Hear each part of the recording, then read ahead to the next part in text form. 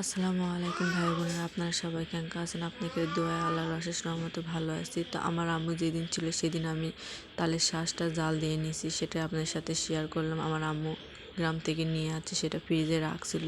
সে যেখানে দুধটা ভালোভাবে জাল করে নিয়েছি, নেওয়ার পর তার ভিতরে আমি চিনিটা দিয়ে দিলাম।